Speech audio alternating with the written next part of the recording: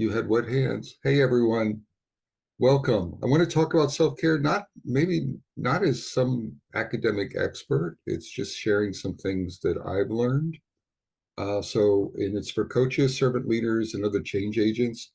I think of those roles or any role that's sort of hostile or challenging or under stress. I sometimes joke that I think agile coaching is maybe one of the top five most dangerous jobs on the planet Earth. Maybe firefighting, police officer, serving in the military is above us. Maybe fire jumpers here in the States. We have forest fires and we have people that jump out of planes to stop them. Maybe that's above agile coach, or maybe we're above that. I don't know, but it's a pretty stressful job, depending on your context. So I think we need to. Yelena was talking about just being focused on self-care, no matter how our energy is, no matter how much energy. It's sort of that metaphor of take care of ourselves before we take care of our clients or serve others. But it's really hard. I think it's hard to do. So let's dive in. I'm not going to talk much about me. The only noteworthy thing about me is I collect potato heads. Probably in Europe, no one knows what a potato head is, but but but do you? Okay, well, I have about 200 various potato heads. My favorite potato heads are Kiss. If anyone's ever heard of the band, the rock band Kiss, I have a four potato set of Kiss and potato heads. That has nothing to do with Agile. It's just a fondness I have. And my grandchildren cannot play with those potato heads. I have special potato heads for them to play with, a small set. Enough of that. If you want to take a screenshot of this page, I would encourage you to take a screenshot. There's some free books there that you can get at those links. If you want, they're just PDFs, they're ebooks. One of them is on Agile Reflections for leaders. One is for Agile Reflections for coaches. It's a bunch of articles, if you will. So it's a nice, handy way to do that. And then the Agile Coaching Wisdom from Practitioners, I was just a contributor.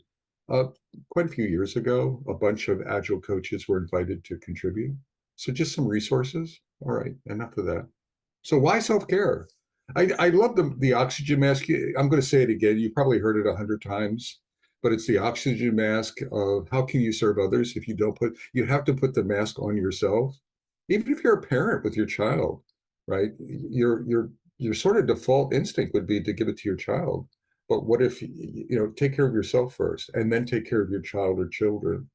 So I like that metaphor for it, and I think about it often visually. In my head, I visualize it. I need to make sure that I'm giving myself oxygen because you matter. It's easy to lose sight of yourself. This whole agile, I think self-care really is sacrificed. Change agent self-care is sacrificed because we have this servant leader mindset in the agile roles. Everyone with me on that, right?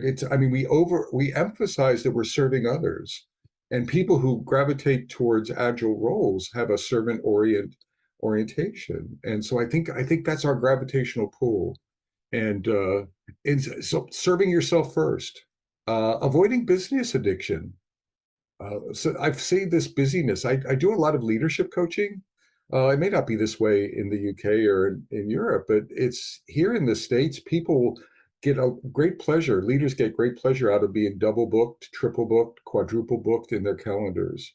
It's sort of this, this badge of honor of being very busy.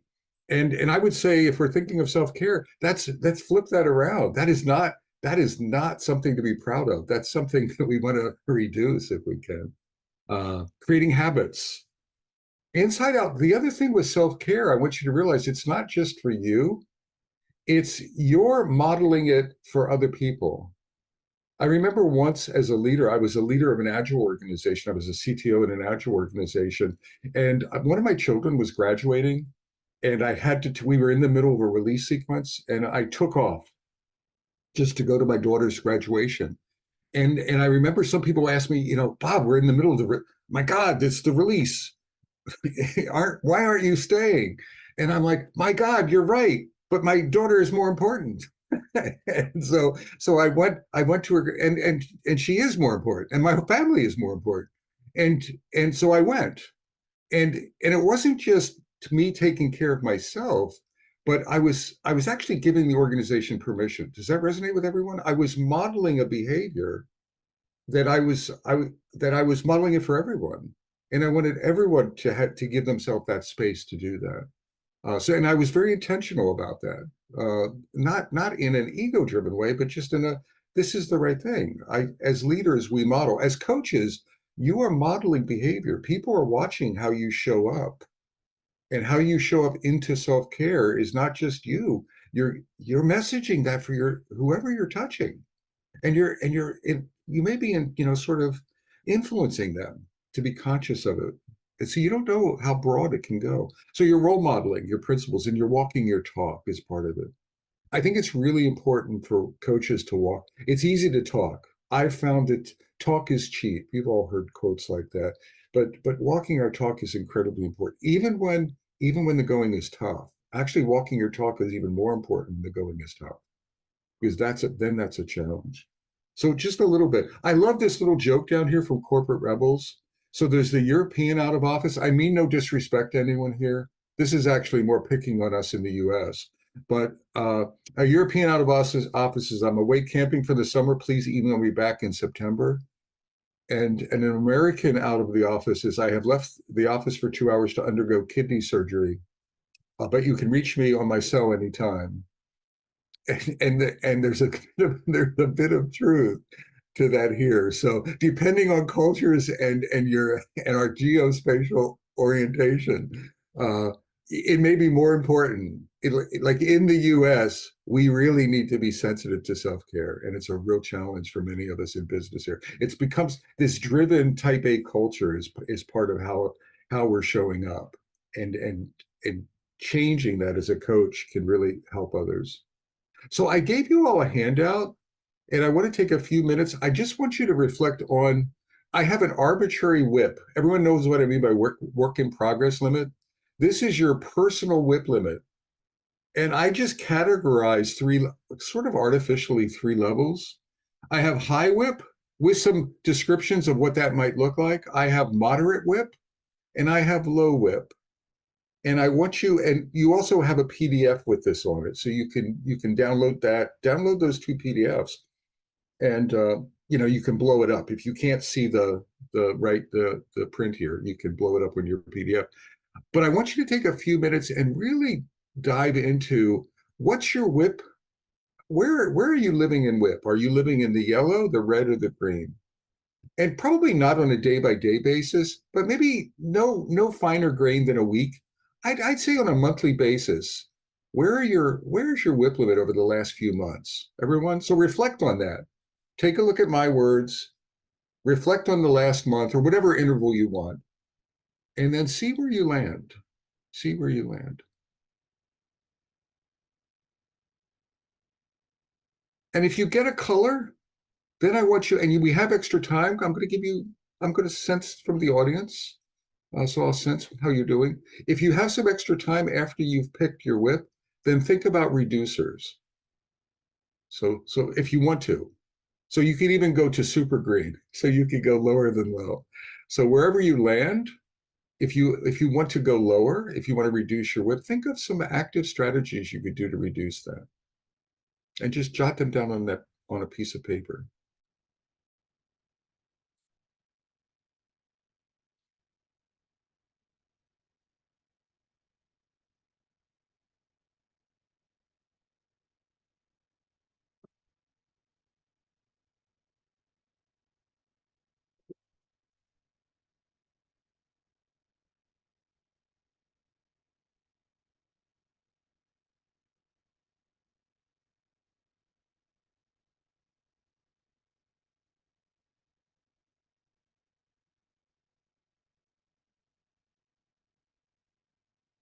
Quick question, Bob. Is this the same as what some people would consider cognitive load? Is it the same kind of concept about things I jiggling in think your brain?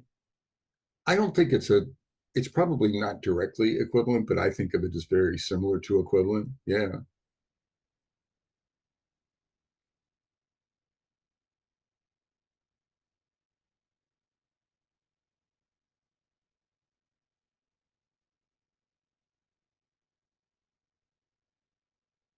So I want everyone to at least put one or two reducers, no matter what color you came up with. I want you to think about how could I reduce my whip in some way? What would be a strategy or two? And this is your personal whip.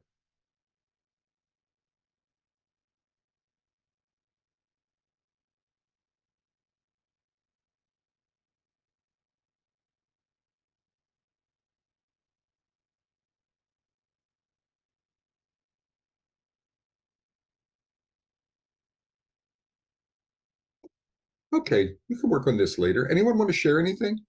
Any thoughts? Any reactions to whip? I'm not looking for anyone to divulge secrets. Uh, but any shares? Either mitigations or high whip, low whip. Someone can proudly talk about being green. Someone can proudly talk about being red. Anyone? For me, I think that I recognize myself in all three, depending on areas or on actions that I do. And that makes it interesting because I think it may be then easier for me to think about reducers. Then I know, for example, I'm mostly between low and moderate. I'm very lucky in my organization. I have a lot of mindset type of support, but I'm also Yeah, very driven, and I am a sucker for stimuli. So I like when there is a lot to do, a lot going on, and a lot of collaboration. So for me, that is okay. I don't mind that. But then I recognize some other things that are off the chart, even though I'm in yep. green. So that I think makes it interesting how we could be in certain segments of our work completely stressless, and in others we are overwhelmed. So that's I love that. I love that. And the self-awareness aspect of that, Yelena. It's just looking inside. There's no right or wrong here, everyone. It's really a reflection exercise. And then for you, it's any action is up to you all to consider. Anyone else have a reaction? Just one more, if there is one. I think I felt fairly similar there. There was some of the statements in moderate resonated. Overall, I felt I was in the low. I think what really stood out for me was a sense of purpose, and I think that aligns with the reducer. I think when I have a sense of purpose, I know what I should say yes to, what I should say no to, what I should delegate, and I think that's what sort of draws me between the two boxes. That's a beautiful comment. Thank you for sharing that. I want to share a quick story with everyone, get it out of the way. I waited a little bit just so I wouldn't bring the entire group down. But maybe in 2017 or 18. So I've been in the Agile community for a long time, for decades, and I've done a lot of public speaking and I do a lot of writing. And I've spoken at a lot of conferences.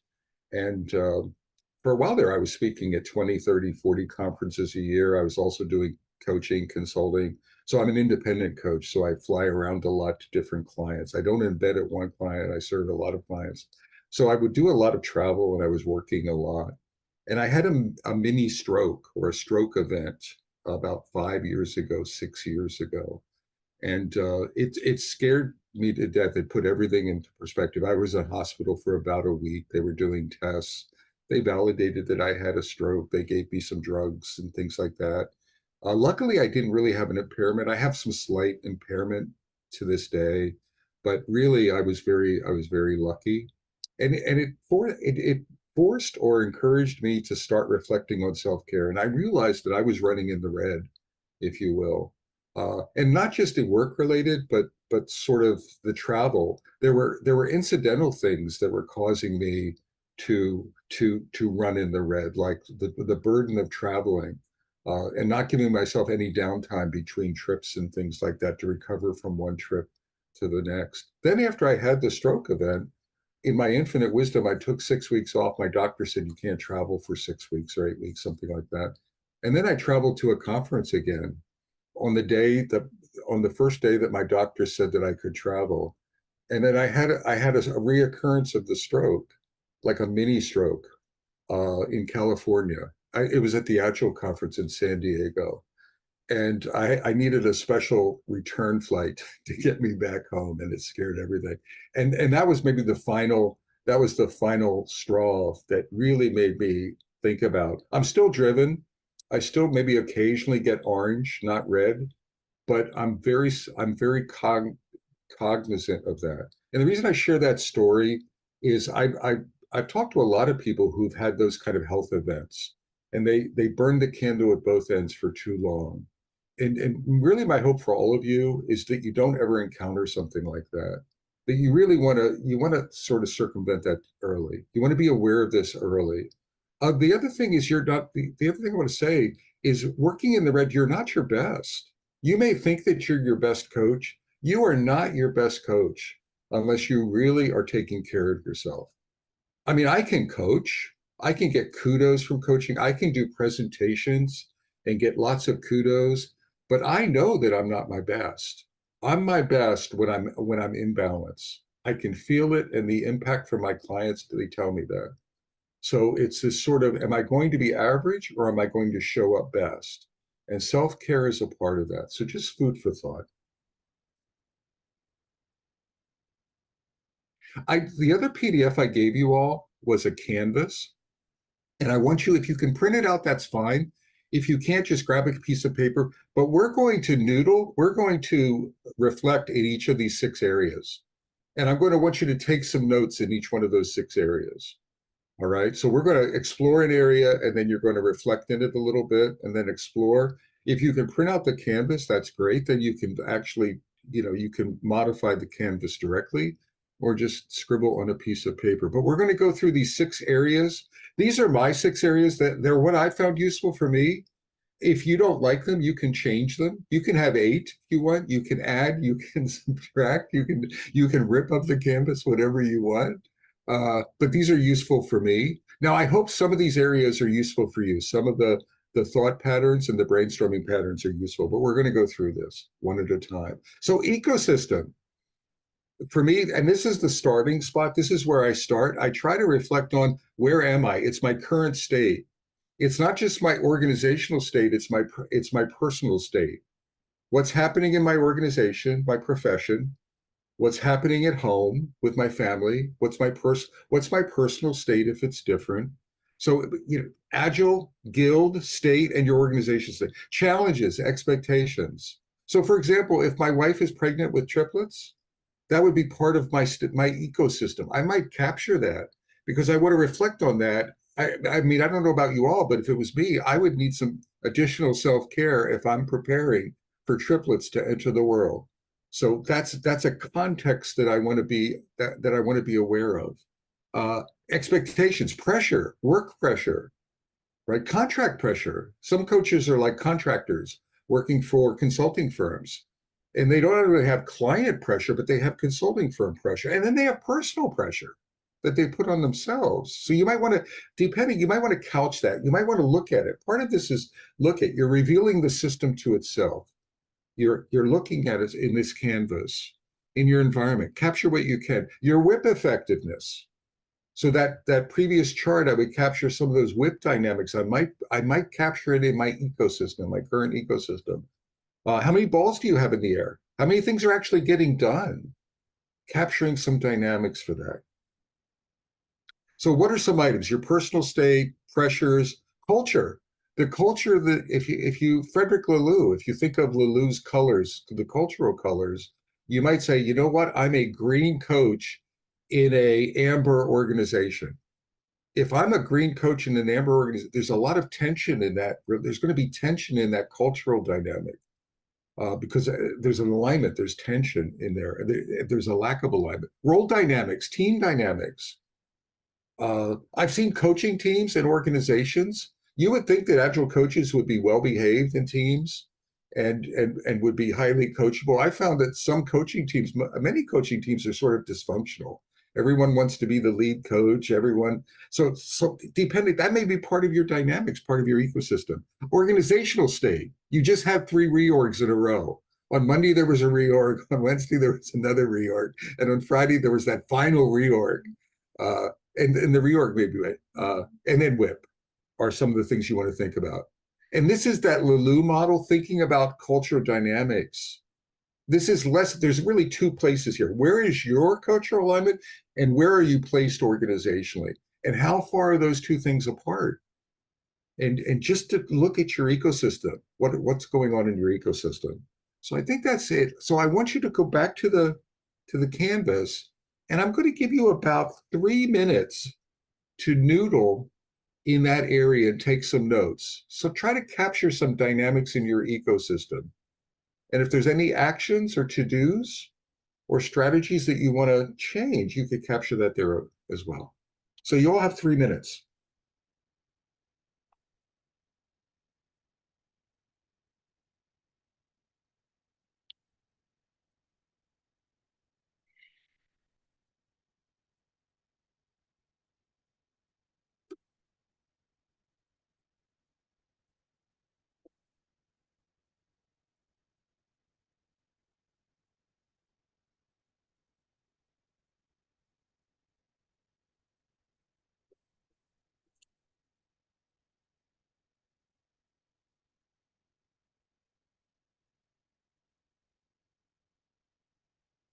You can go broad, you can go deep. Do you feel like it's a workable ecosystem? Is it a very challenging ecosystem? Are there any modifications that are under your control that you might want to try? Is there any experiments you might want to try?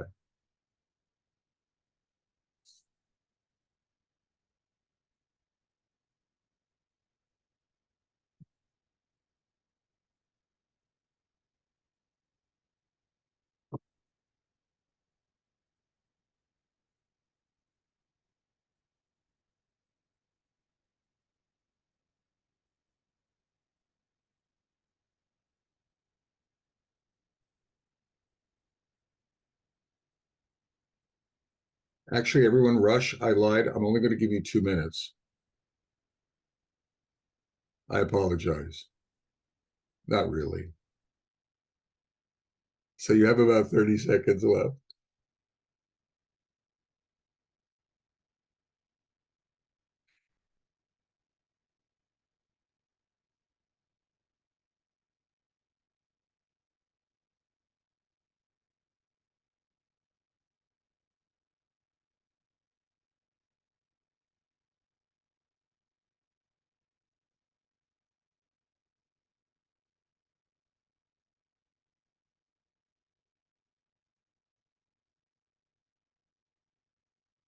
All right. The second area I want to talk about is goals. Second area of the canvas to think about. So to me, goals are cross-cutting. They're interconnected. They're your personal goals. So we're capturing your goals in this area, your team goals, and the organizational goals. So all of those hierarchical or interrelated goals are part of your thinking in this place. They're connected to improving your interaction in your ecosystem. So the other thing is you want to start thinking about connecting your goals to your ecosystem dynamics, if that makes sense to everyone. So you can travel around the canvas as we progress. Also tied to organizational success, outcomes, and impacts. Something that goes into goals is alignment or looking for misalignment. There's going to be tension if you have misaligned goals. And I think Mohammed says some purpose. To me, purpose, I might throw purpose in goals and look for alignment between my purpose and my organizational and personal goals. I know they're not maybe directly equivalent, but the key thing there to me is alignment is one of the things I want to explore. How well aligned. So if I'm into self-care, I'm going to have more alignment. And if I'm caring less for myself, I'm going to be less aligned with goals. I'm going to have tension. And maybe there's some things I can do to work on that alignment.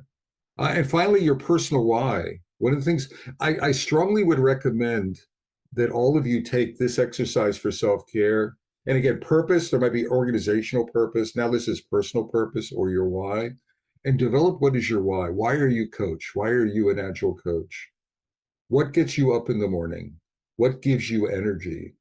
And please don't put money, power, prestige, maybe, or sort of hierarchical height in the organization. Those are all fine, but I'm looking for that more powerful inner why. Why are you doing what you do? Why are you doing it? What drives you? What inspires you from the inside out?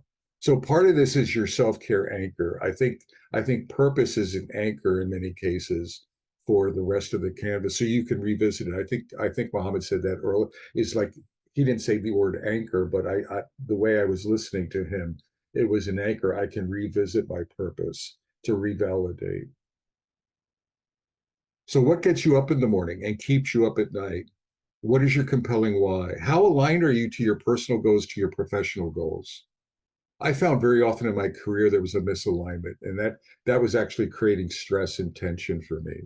And I didn't realign it overnight, but then I started strategically to change something in the organization or something in me to realign things. What are your aspirations? A part of goals is to get very dreamy and to think, if you've ever heard the term BHAG, like big, hairy, audacious goal, I want you to get dreamy here too. So this area is not just what is my goal for next week, but what is my big, hairy, audacious goal for 5 years from now or 2 years from now? What am I excited about becoming? Uh, and you can have both sides of that. The other thing that's related, I know I'm overloading goals a little bit. I'm just giving you concepts. I love this notion of ikigai. Probably most of you have heard this before. This ikigai to me is a compass. So part of goal setting in the canvas is getting your compass. To me, the ikigai is my purpose or my reason for being, and it's a 4-quadrant model. It's am I doing what I love? Am I doing what the world needs? Am I doing what I can get paid for? And am I doing what I'm good at? And I'm triangulating between those dimensions. Early in my career, 20 years ago, 30 years ago, I leaned into good at and paid for. Does that make sense to everyone? I was really thought my children were young. I needed to save up for college for all of I have 4 children. So I was intimidated by the amount of funding that I had to do. So I leaned into those unapologetically. And I really didn't, I mean, I sort of loved what I did, but I didn't lean into it. And I certainly didn't lean into what the world needs, making a difference in the world. Now I've almost totally flipped my ikigai, right? I still need money and I still care about what I'm good at, but I care so much more about doing what I love and making a difference in the world. So that metaphor can be helpful in your goal setting and seeing where's your compass from a goal. So with that, I'm going to give you a couple minutes to work. You can do ikigai. You can capture any metaphor you want in that goal setting area of the canvas.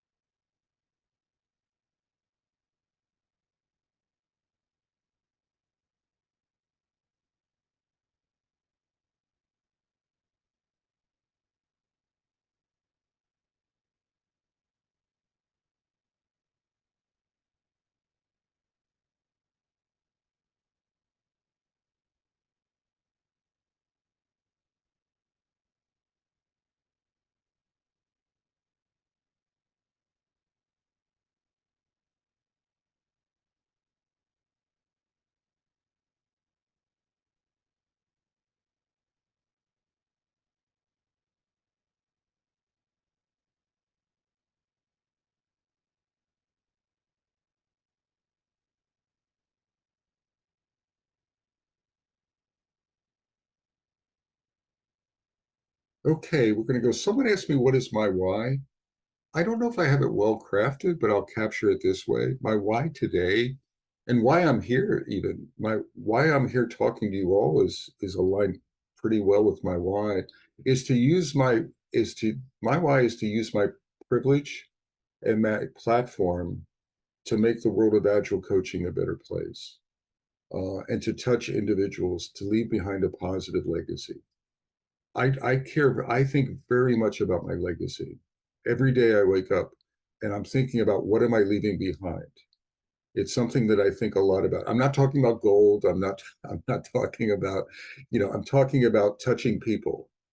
Um, and making a difference in improving, training improvement, helping people. I do a lot of pro bono coaching around that. I care a lot about diversity and inclusion in the Agile space. I'm very supportive of women in Agile. And all of that energy aligns with my why. So, and you can see that that's part of my ikigai shift. So that was a little personal. I didn't want to share too much, but that's my personal why. That's mine. None of you have to copy that. That's just where I've landed in my journey. Okay, mindfulness, third area. This to me is the reflection. I think of myself over time, I've become a reflection artist. I think it's one of my superpowers. I don't know where I got it, but I almost can't help myself but reflect on events. As a coach, I reflect on the last coaching conversation I had. How could I have made it a better? What stance did I use? Should I have used something else? Could I have been more effective or less effective? What experiment could I run? I'm continuously reflecting on how I show up as a coach. I'm reflecting on my legacy. I reflect on jobs I had 10 years ago and what did I learn in them? And I try to relearn some things, and I try to look for patterns very much in my career. If I interview with Rob Hemsley, I'll probably reflect on the interview. What did he say? What didn't he say? What questions did he ask? What questions did he not ask? Was he attentive to me? What was his body language, etc.? So I want you to, what I'm saying here is, in self-awareness, start becoming more aware and more reflective of you, reflective of your culture. You don't have to be a reflection artist or totally insanely reflective like I am, but maybe journaling, maybe periodically once a day. I use journaling as a way of capturing a lot of that stuff, and it's very useful for me. And then I'll go back and I'll review, etc. So it's where you go when the going is toughest to gain new insight. It's that reflection. It's the home of quiet and peace. Part of your reflection is finding a place that's peaceful for you. For example, one of the weird things I did after my stroke is I actually have scented candles in my office. I know this sounds odd, but I will burn candles when I'm doing virtual classes because it calms me. Otherwise, I get too excited in the classes. And I found that was a way to bring me peace. So much to my wife's chagrin, because some of the scents I have, she doesn't really appreciate. She's not a big pine tree aficionado, but I have a lot of pine scents in and it just brings me peacefulness and it settles me. I'm not asking any of you to try that. It's things that I've found that help me become mindful. I'm not a meditation.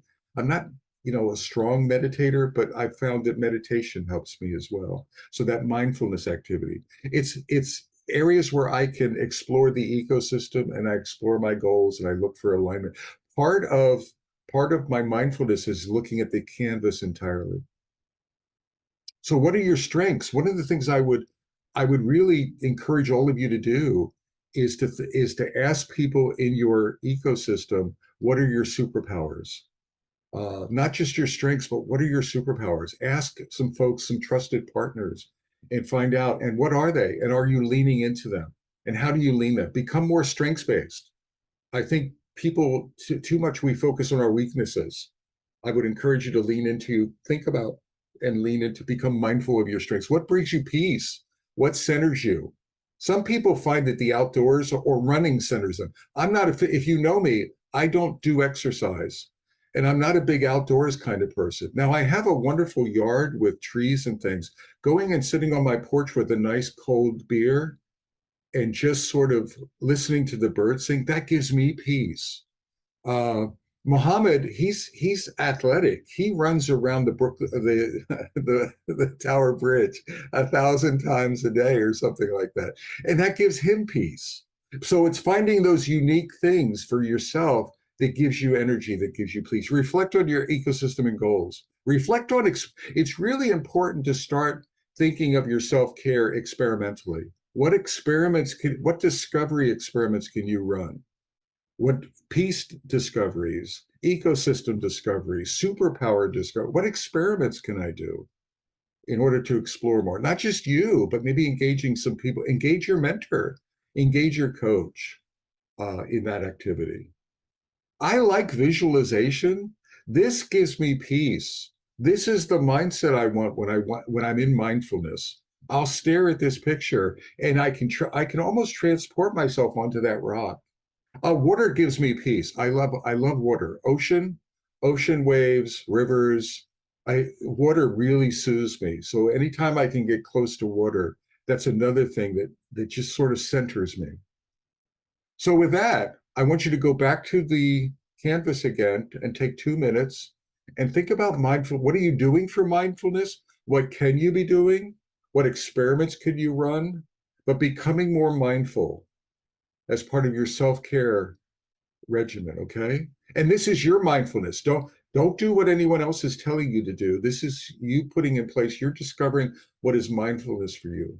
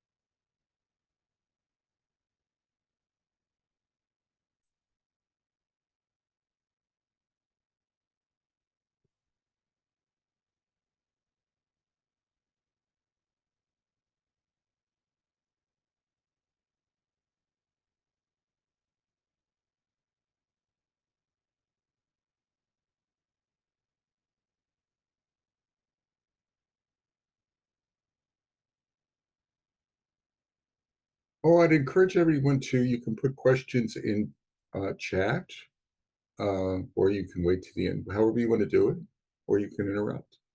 All right, we're going to move on. Fourth area is energy. This is going to be a weird request, but I want you to think of yourself as a battery. And I want you to think about what charges me, what activities charge my battery. So I'm an introvert. So I'll give you an example. When I do I love public speaking. I love public speaking, but public speaking drains the heck out of me. So if I teach a workshop for an entire day, I'll go back to my hotel. I'll turn the lights down low.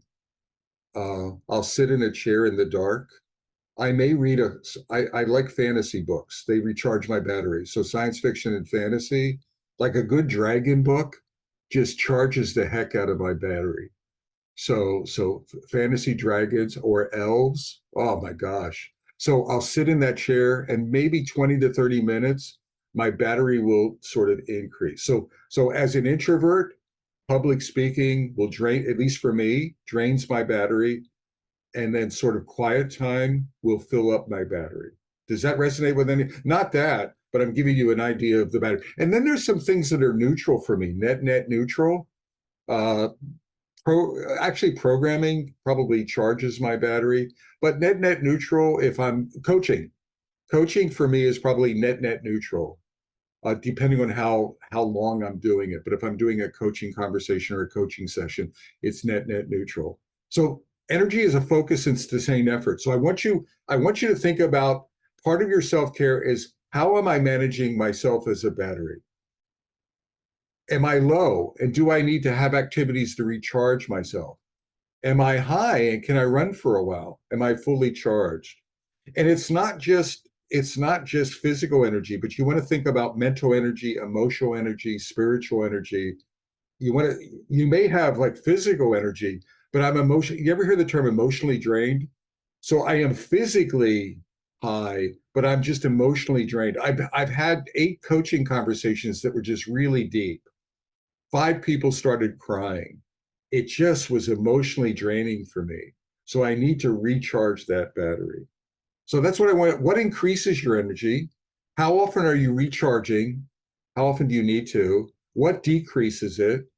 And how do you limit these consumers? So the question here is, how are you managing your battery? What's interesting is really to start having some details around what do I do to charge and what activities actually drain me. I'll consider personal energy and professional energy. I have 2 young granddaughters, one is 6 and one is 9. They drain my battery in a matter of 32 minutes. I go from a full battery to an empty battery and I have to go take a nap. So to me, that's not professional energy. That's personal energy, and so. But I need to balance that. And then, what can you do to check your battery? When I had my stroke, I had been running on empty for 2 weeks, and I knew I was running on empty. I could feel that I was running on empty. I had a negatively charged battery, but I kept pushing myself and my battery, and I was able to do that, but there was a cost. So this is there's a book called Boost that talks about this as a metaphor. And, again, are you feeling great down to I'm empty? So just a better alignment. So now what I want you to do is just think about yourself as a battery. Think about your charges. Think about things that give and take away in that area of the canvas. Everyone good with that? So define your battery activity.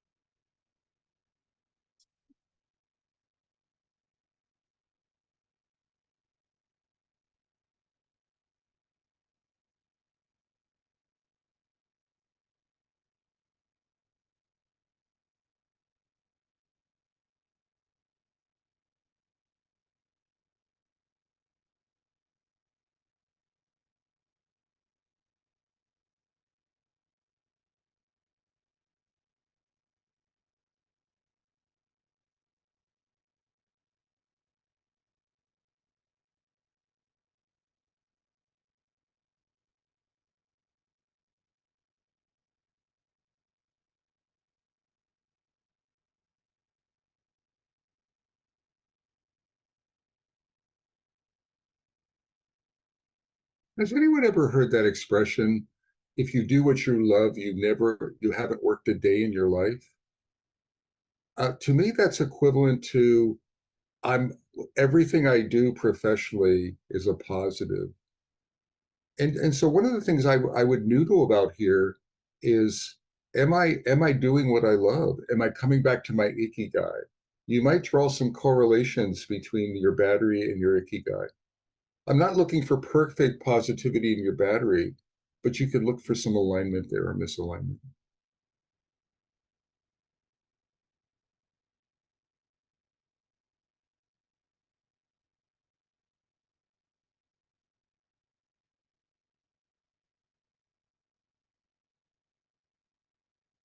Okay, we're almost done, everyone. I know I'm making you do some work, and hopefully you keep working on these canvases. I hope you make this a part of your sort of discovery process. Partnership.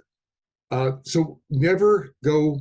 So if you're a Scrum Master, I think I have a blog post. I may not have published it yet, but I think the title is something like Scrum Masters and Agile coaches and Scrum Masters should never go it alone, ever. And what I mean by that is yes, you can work alone, but you should never be alone. And as part of your self-care, I want you to start developing your partnership network, your allyship network. Who are my allies? Who are my partners? Where's my tribe? That's why I think communities of practice can be.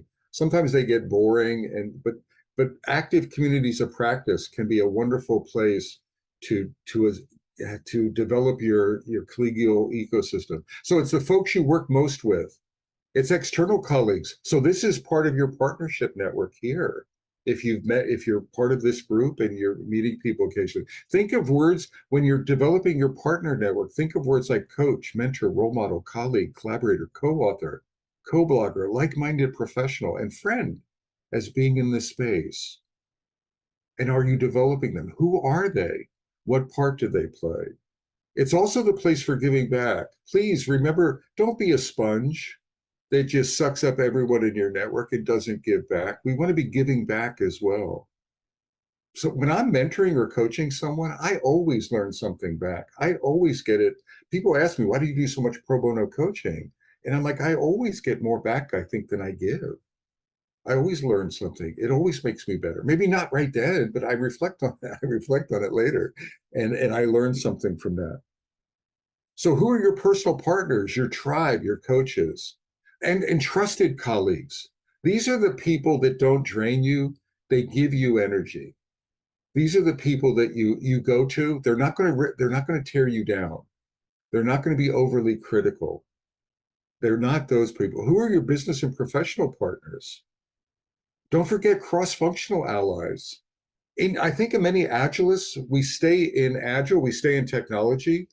I mean, some of you should be making allies in HR or, heaven forbid, finance or operations.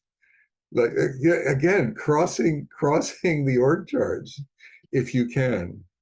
And then that's the point of it. Are you giving as well as receiving? And what are your gaps that need filling? And how are you tapping into your network, increasing your self-awareness? I would actually think part of this partnership is who are you unpartnering with? Have any of you do any of you have someone in your partnership network that's toxic, that's really not benefiting you or really not giving you energy? So part of the thinking in self-care is you might want to say goodbye to them. In some way, you might want to give them a ticket on another bus to another organization if you can, but really sort of cut off those toxic, because this partnership network is not toxic. It's to your benefit. They're buoying you up. And this is the don't go it alone. I really want you to start thinking about partnerships everywhere, in the company, outside of the company, in the geography that you're in. All right. So spend a couple minutes where we only have one more area. And if you want to connect the dots to other areas like partners that are helping with the ecosystem, that are helping you set goals, that's fine. You can connect some dots there.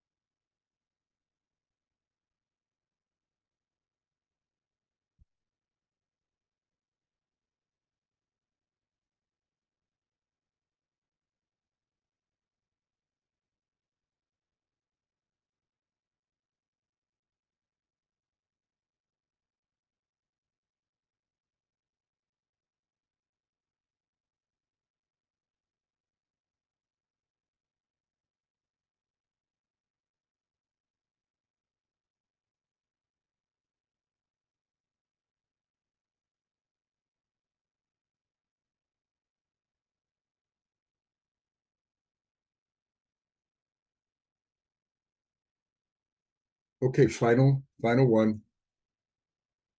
If I can get there we go. Growth and learning, final area to think about. This is that continuous development, curiosity, continuous learning.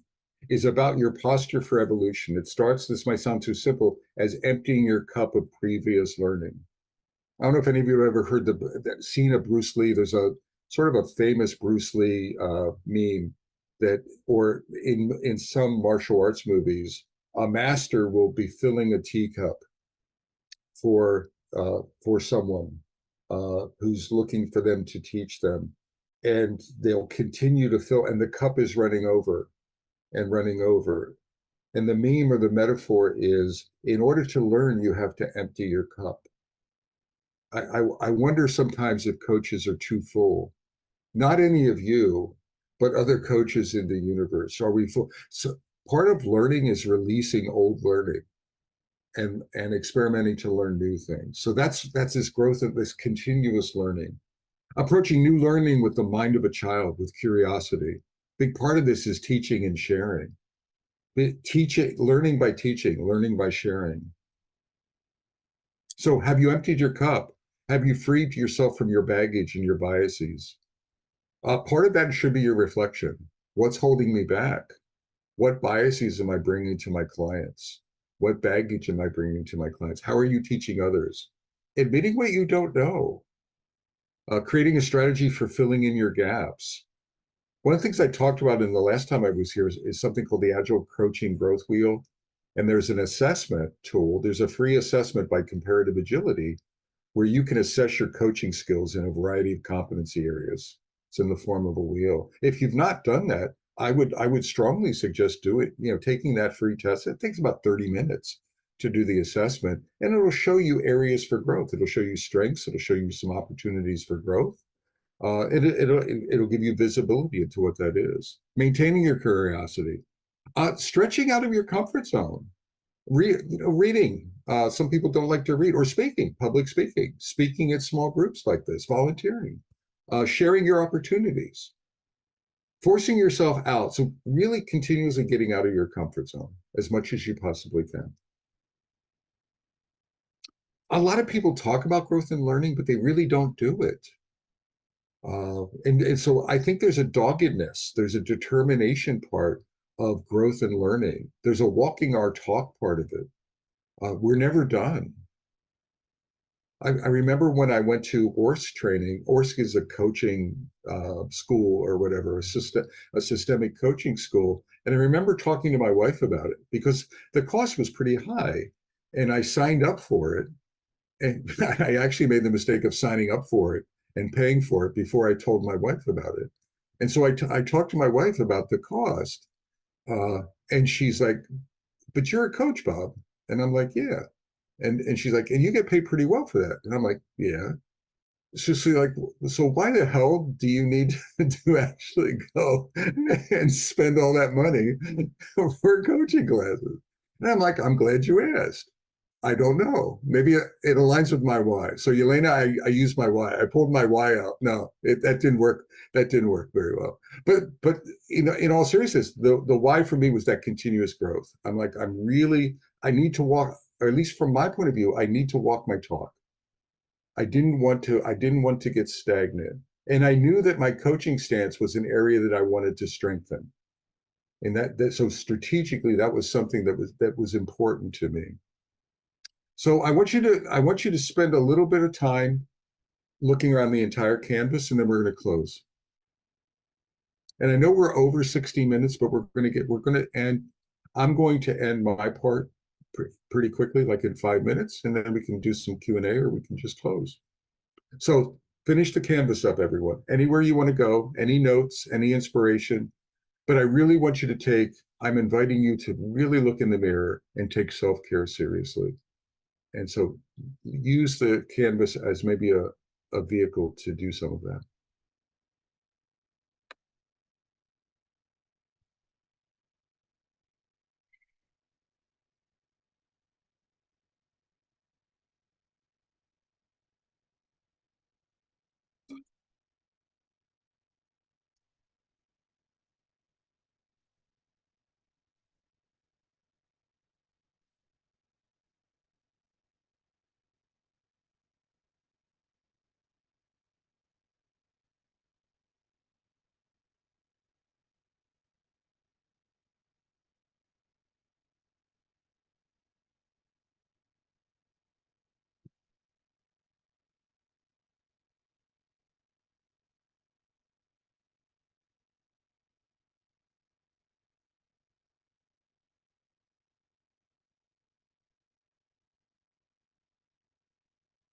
All right, 2 quick thoughts that I find helpful for me. And I've already mentioned both of them. So for me, legacy, I think in terms of legacy as part of my why, and that really helps me think about self-care. So one of the driving forces for me in taking care of myself is so that I can extend my legacy. And it's just important to me. The second thing is this notion of emptying your cup. I think it's a powerful notion. And part of that is your self-care. If you think you're taking care of yourself today, I would say empty your cup and assume you're not, and become curious about what you're doing and what you can do. Okay. So empty your self-care cup. Oh, I think I'm doing the best I can. No, empty that cup and reevaluate your current self-care. Oh, I like to be busy. I like chasing shiny objects. I was born to chase shiny objects, right? Well, empty that cup a little bit and reevaluate that and see what you come up with. Look at it, re-look in the mirror.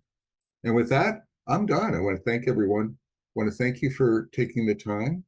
We can explore feedback, questions, however you want to go. But my part of this is done. And so I'll hand it back to my esteemed colleagues. Thanks, Bob. I was on mute. But thank you so much for that amazing reflective piece. Certainly for me, it brought me a lot of thoughts around these areas of the canvas. And I've done a lot of writing here, not done a lot of linking to it, but I think it's a very valuable exercise to look at it together with the other models you also shared. Over to the group here. Curious, do you have any comments, observations, questions?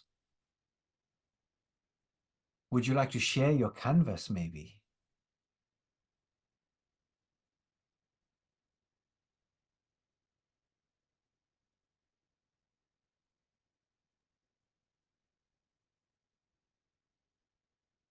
Maybe not having a share of the entire canvas, because I don't know if we can handle the truth, everyone. I don't want to see everyone's truth. That was a joke.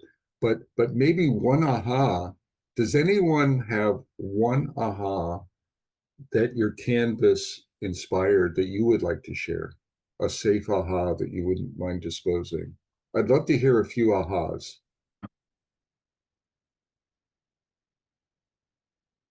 For me, it is about the goals. I reflect a lot, and if I dare to say I am good about it, everyone has a talent. I think this is mine, which is also why I'm so drawn into helping people waking that up in themselves. So my goal is for people to see how much they can actually grow. I think that we don't know that when we look at what people are capable of physically, mentally, psychologically, emotionally, it's amazing. It's so fascinating. And maybe too many of us go through the motions in life, or we stop at the things that are just barely passing, or we have too many problems that we are powerless about, and that drains our all energy. But we are such a fascinating creature. We can achieve so much. And I think this is my goal in life, to help people see how much actually they can achieve. I'm not even going to say the best version of themselves, because there is a horrible culture of let's be positive. No, Right. just reaching the balance and health in embracing all the nuances, all the colors that we might have in our life, and still feel like we are achieving. And that connects so wonderfully with our friend Bruce, that says in the end, you do need to let everything go first in order to achieve. It's silly, but how do you make goals? I think we all know Scrum. How do you make goals? You kick everything out and put the minimum in that will make you serve the goal. So sometimes you have to do that too, but I think that helps with focus, that helps with everything. So for me, it was in a way to clarify that goal. And for me, it is also a personal goal. It is a goal that I want my children to get from me in their lives. And I think this is where happiness lies, if there is such a thing. Well, let's say being content. So for me, I think that is it, because all the other things I'm constantly aware of. It is sort of a strategy thing. Am I mindful? Do I have energy? Who are my partners? It's cognitive. But this one is really, for me, it hits the spot. I hope someone else will share. I feel like I'm talking too much today. Thank That you. was wonderful, Yelena. Thank you for sharing. I might be able to Anyone build else? a bit on that. So my aha moment was, and this is something I'm trying, and I have been trying to give myself permission to do, which is to listen to my body before I listen to my mind. So quite often than not, my mind is saying, hey, you got to do all of these things, but your body's saying, I can't, right? And being able to give yourself the permission, or give myself the permission to say, you know what, I'm going to have an off day today to do the things that I enjoy doing, even if that means I do nothing and just dilly-dally around the house in my boxes. That's my day, and that's a gift to me. So that's my aha moment, is I have to find ways to gift myself all of the different things that I think would not only increase my energy, but also reduce it from dropping as quickly as your granddaughter drops yours. Uh, thank you for that. Anyone else?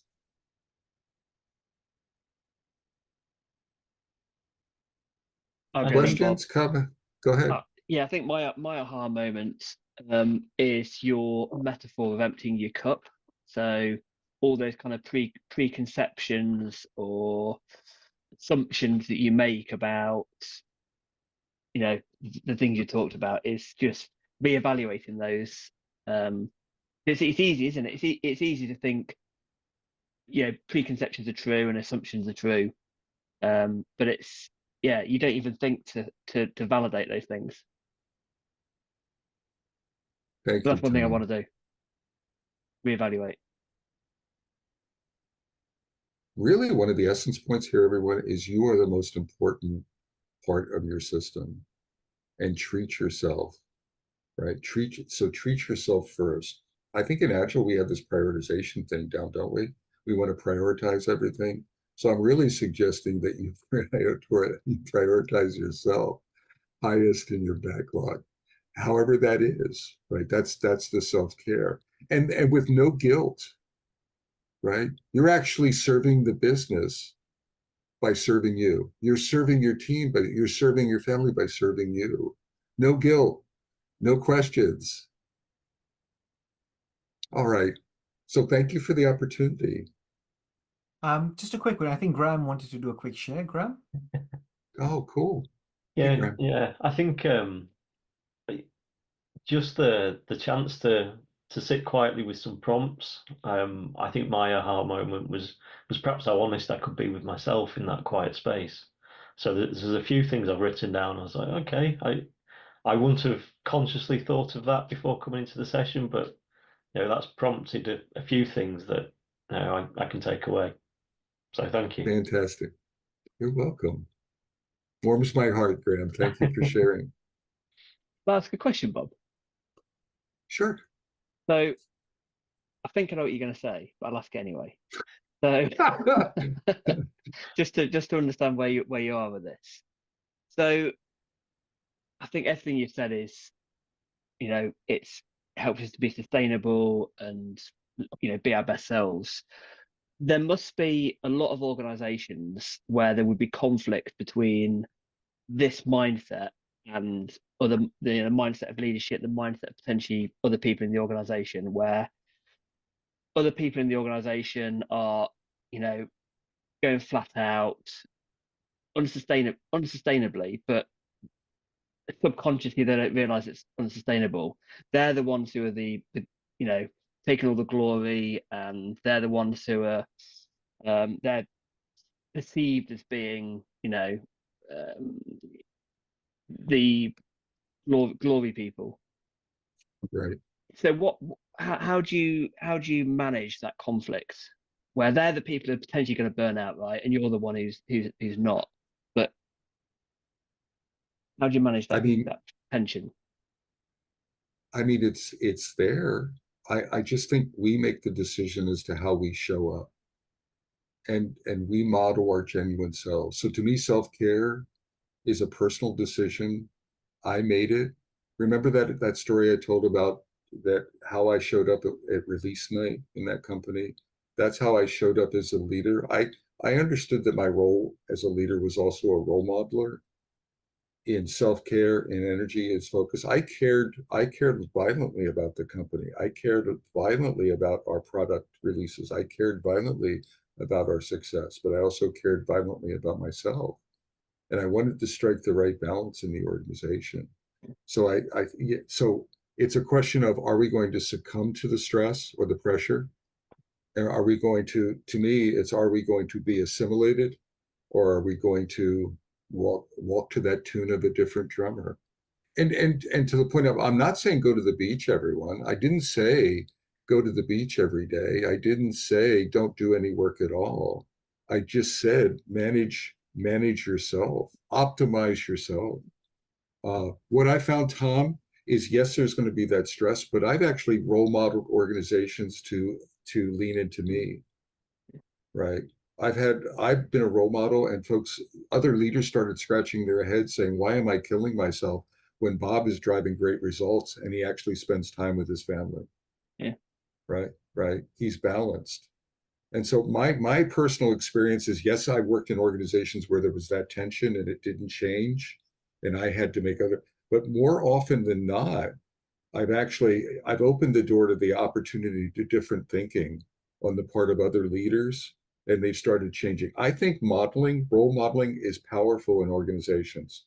Walking your talk. I think people are paying attention to how we show up, but the tension is there. I don't have any silver bullets, but the real question to me is, how are we going to walk? Yeah. Right. How are we going to show up? The thing I'm thinking as well about potentially where it could be detrimental to your behavior, could be detrimental to your progression or perceived value in the organization because of you prioritizing. Then you have a decision to make, whether you want to move into that, and or do you want to find another place for yourself, right? Yeah. So that's a personal decision. And I'm not joking. I played the health. I sort of downplayed. I mean, I think mental health, physical health. There's a lot of burned out people in organizations. Uh, as I got older, I found that everyone who's younger is running at these high rates, and everyone expected me to do the same thing. So age dynamics come into play. It can be incredibly healthy to be assimilated, is what I'm trying to communicate, right, for you. So that's a personal decision you have to make. Yeah. Thank you very much, Bob. You're welcome. But I want to see your legacy, Tom. I want you to be around for a long, long time. So think carefully about what you're doing. This is the thing, isn't it? You feel like you've got a lot of energy, and you feel like you're invincible, but it's got to be sustainable, and that's what I think people don't realize. Exactly. Yeah. Exactly.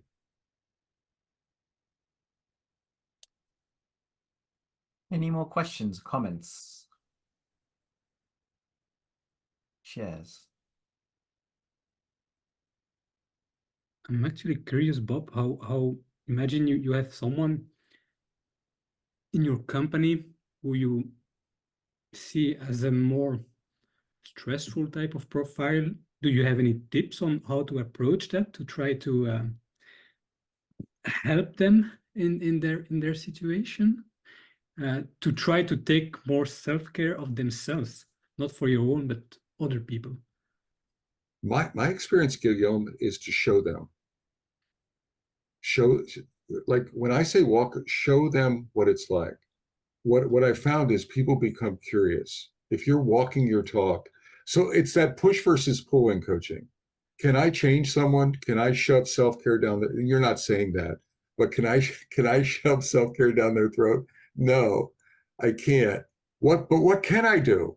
I can show them congruent, balanced self-care that still drives organizational results, not at the detriment of me personally or my family. I can show balance in the entire organization. And do you think people might pay attention to that? And I would say yes. And do you think they might that give the organization permission to start making adjustments? And I would say yes. So now if that person came up to me and said, what the hell, Bob? Right? What's going on with you? You went out in the woods yesterday for 5 hours. What were you doing? Then that gives me an opportunity to open that conversation going on with them, right? then that, because now they're curious about what's going on, and that opens the door for conversation. And then some people will not. And that's okay, right? It's a personal decision. So some folks are going to be continually driving. That's fine. All right. Thank you. Appreciate it.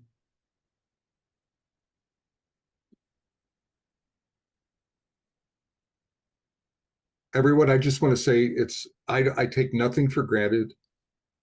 This is an honor and a privilege to talk to you all. I appreciate the fact that you've stayed.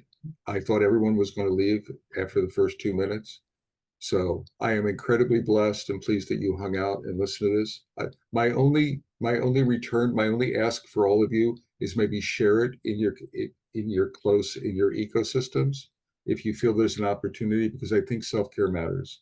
I'm really passionate about it, and it's really lacking in our organizations, and that's why I'm talking about it. So if you can become a bit of a mini advocate, I would just love that. I would ask you to consider that. But other than that, it's been an honor and a privilege. So thanks for hanging out.